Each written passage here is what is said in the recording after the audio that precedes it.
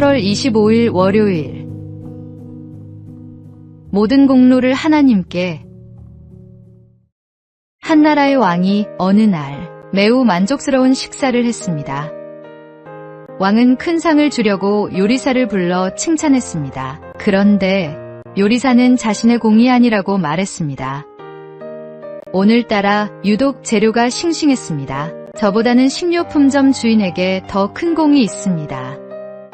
주방장의 말을 들은 왕은 식료품점 주인을 불렀습니다. 그런데 식료품점 주인도 자신의 공이 아니라고 말했습니다. 농부가 열심히 농사지은 것을 저는 가져다만 팔았는걸요. 진짜 공은 농부에게 있습니다. 왕은 이번엔 농부를 불렀습니다. 그런데 농부마저도 자신의 공이 아니라고 말했습니다. 저는 그저 땅에 씨앗을 심고 거두기만 하는 농부입니다. 주 하나님이 좋은 햇볕을 주시고 때에 맞게 비를 내려주셔서 좋은 곡식을 거둘 수 있었습니다. 제가 한 것은 아무것도 없습니다. 모든 일을 내가 한 일이라고 생각할 때 감사할 일이 하나도 없지만 모든 일을 주님이 주신 은혜라고 생각할 때 감사의 제목이 넘쳐납니다. 누구보다 헌신했음에도 모든 공로를 하나님의 은혜로 돌린 사도 바울처럼 우리가 이루는 모든 일에 대한 공로를 오직 주님께만 돌리십시오. 오늘의 말씀, 내게 능력 주시는 자 안에서 내가 모든 것을 할 수 있느니라. 오늘의 만나, 우리의 모든 성취가 하나님의 은혜임을 인정하고 겸손한 마음으로 감사를 드리는 삶을 살아가시기 바랍니다.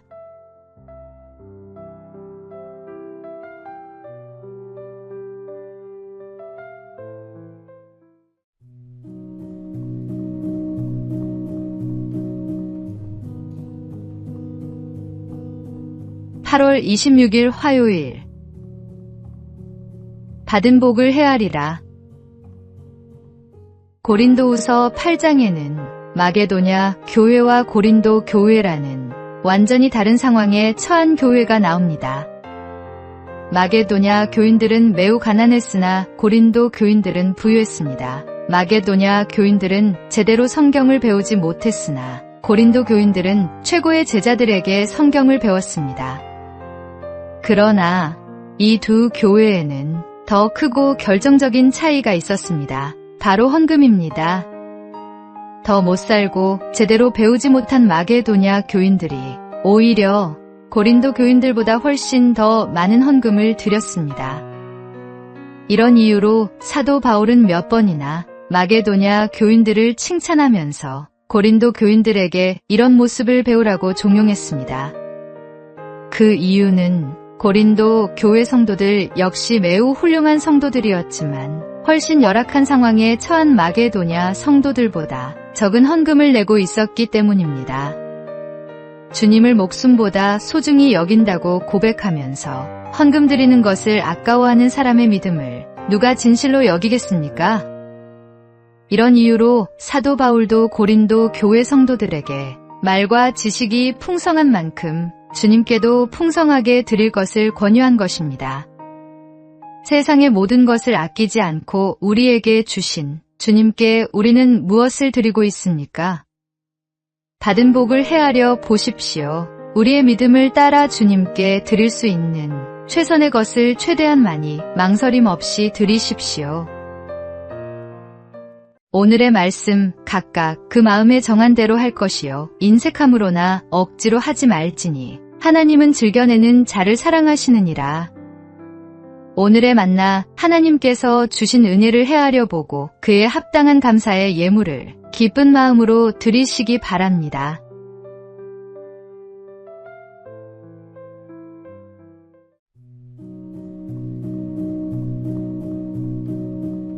(8월 27일) 수요일. 주님을 향한 올바른 자세. 한 목사님이 설교 시간에 성도들에게 주먹을 쥐고 두 팔을 앞으로 내밀어 보라고 한 후 세상을 향해 주먹을 내밀고 있는 이 모습은 우리 마음대로 살려는 모습입니다. 대부분의 세상 사람은 이렇게 살아갑니다라고 말했습니다. 목사님은 다음으로 상대방을 향해 주먹을 내미는 모습은 다른 사람을 지배하려는 모습입니다. 사회적으로 성공한 많은 사람이 이렇게 살아갑니다. 목사님은 이번에는 그대로 주먹을 펴보라고 말했습니다. 상대방을 향해 주먹이 아닌 손을 내밀 때 우리는 예수님 말씀처럼 살아갑니다. 서로 섬기고 사랑하라는 말씀대로 말입니다. 목사님은 이번에는 두 손을 그대로 들어 만세를 해보라고 말했습니다. 그러나 사람을 섬기고 사랑하는 모습으로는 부족합니다. 지금처럼 하나님께 두 손을 들고 항복하는 신앙생활을 하십시오. 사람을 섬기고 사랑하면서 하나님을 향해서는 주먹을 쥐고 맞서는 어리석은 사람이 되지 마십시오. 예수전도단을 설립한 로렌 커닝햄이 사용하던 예화입니다. 주님의 말씀대로 형제와 자매를 사랑하며 주님이 보여주신 사랑대로 모든 것을 주님께 드리십시오. 오늘의 말씀, 만일 누가 말하려면 하나님의 말씀을 하는 것 같이 하고 누가 봉사하려면 하나님이 공급하시는 힘으로 하는 것 같이 하라.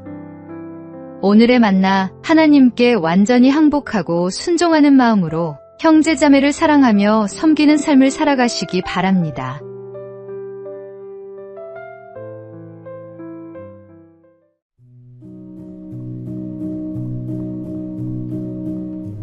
(8월 28일) 목요일. 작은 일에서의 충성. 어느 해 마지막 날, 한 주인이 집안의 종들을 불러 볏짚을 한 단씩 내주며 새끼 손가락보다 가늘게 새끼를 꼬아 새해 아침까지 들고 오라고 명령했습니다. 주인이 들어가자 종들은 투덜대기 시작합니다. 채, 지독하네. 섣달금은 날까지 이렇게 부려먹고 싶나. 게다가 손가락보다 더 가늘게 꼬라니 참나. 그렇게 불평하며 어떤 종은 잠이 들었고 다른 종들은 귀찮아하며 새끼손가락보다 몇 배나 굵게 꼬아서 빨리 볏짚을 소화했습니다. 하지만 늘 충성스러웠던 한 종은 아무 불평 없이 주인의 명대로 순종해 혼자서 눈을 비벼가며 밤새 수고했습니다. 새해가 밝은 다음 날 아침, 주인은 작년 한 해 다들 수고 많았다. 이제 너희들이 꼰 새끼로 이 엽전을 마음껏 끼워 가거라고 말했습니다. 두껍게 꼰 새끼로는 절대 엽전을 끼워 갈 수 없었던 종들은 당황했습니다. 후회막급이었지만 별도리가 없었습니다. 결국 주인이 명한 대로 충성되게 밤새 새끼를 꼰 종만 많은 엽전을 가져가 평생 종살이를 면했습니다. 작은 일에서의 충성이 큰 상급으로 이어졌던 것입니다. 하나님께서도 우리의 작은 순종과 충성을 보시고 더 큰 것들을 맡기십니다. 오늘의 말씀, 지극히 작은 것에 충성된 자는 큰 것에도 충성되고 지극히 작은 것에 불의한 자는 큰 것에도 불의하니라. 오늘의 만나, 작은 일부터 충성되게 감당하며 하나님께서 더 큰 사명을 맡겨주실 그날을 준비하는 성실한 일꾼이 되시기 바랍니다.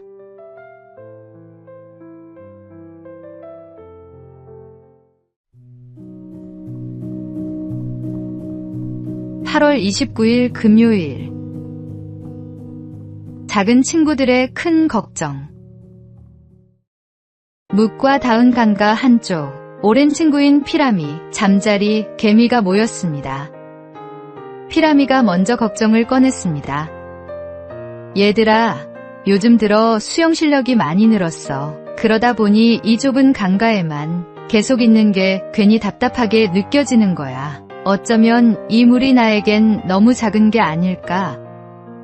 잠자리와 개미는 웃으며 손사래를 쳤습니다. 우리가 보기엔 평생 그런 걱정은 안 해도 될 것 같은걸? 이번엔 개미가 조심스럽게 말했습니다. 요즘 열심히 땅굴을 파다 보니 우리 집이 참 넓어졌어. 그런데 가끔 이런 생각이 들어. 이렇게 계속 파다 보면 언젠가는 흙이 다 떨어지는 날이 오는 건 아닐까? 피라미와 잠자리는 동시에 웃었습니다. 그런 집을 100채, 1000채 지어도 흙이 부족할 일은 없을걸. 마지막으로 잠자리가 망설이다가 조심스럽게 말했습니다. 요즘 하늘을 날다 보면 가끔 저 하늘 끝에 내 머리가 닿을 것 같은 느낌이 들어. 혹시 너무 높이 나는 건 아닐까 하는 괜한 걱정이 들더라고. 이번에는 피라미와 개미가 서로를 보며 말했습니다. 세상에서 그런 쓸데없는 걱정은 또 처음 들어보네. 세 친구는 서로의 이야기에 웃음을 터뜨리며 걱정과 생각들을 함께 나누었습니다. 8월의 끝, 계절은 가을을 향해 나아가고 우리는 또 새로운 달을 준비합니다. 돌아보면 우리가 가졌던 걱정들 역시 피라미와 잠자리, 개미의 염려처럼 전능하신 주님 앞에서는 모래알보다 작은 사소한 일이었을지도 모릅니다. 오늘의 말씀, 여호와는 나의 목자시니 내게 부족함이 없으리로다. 오늘의 만나, 우리의 작은 걱정들이 하나님의 크신 은혜 앞에서는 아무것도 아님을 깨닫고 주님의 돌보심을 신뢰하며 평안한 마음으로 살아가시기 바랍니다.